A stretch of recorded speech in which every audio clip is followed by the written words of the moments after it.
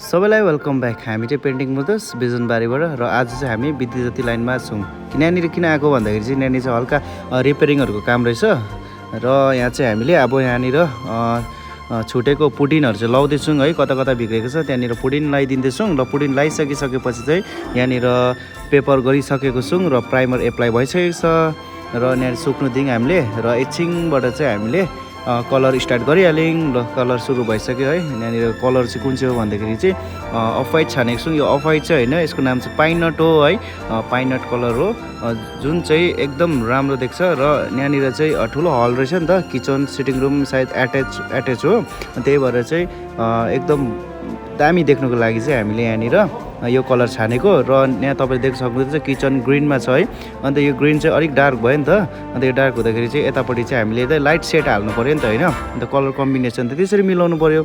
अन्त यो colour combination त एकदम दामी मिलेको छ र यहाँनिर काम पनि छिटो नै हुँदैछ है। इमर्जेन्सी काम थियो है र हामी अरू साइड छोडेर चाहिँ यहाँ आइदिएको छौँ है 1-2 दिनको लागि।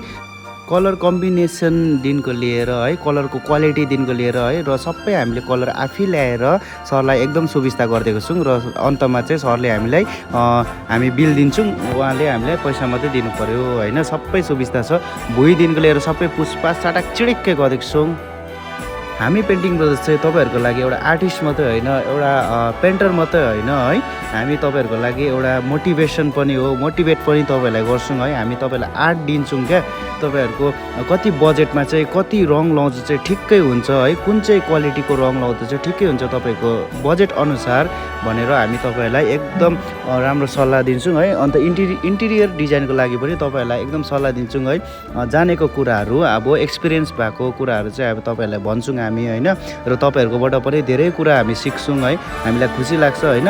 र यहाँनिर चाहिँ एकदम फरेन लुकमा देखिरहेछ मोडलर किचनदेखिको लिएर है। यहाँनिर घर नै एकदम दामी देखिरहेको छ है। अन्त यो चाहिँ हामीलाई अगाडि पोस्दा नै हामीलाई दामी लागेको हो र यहाँ चाहिँ यो कलरको सेट हाल्दा चाहिँ एकदम दामी देख्छ भन्ने हामीलाई लागिरहेको थियो र एकदम त्यही भइरहेछ है।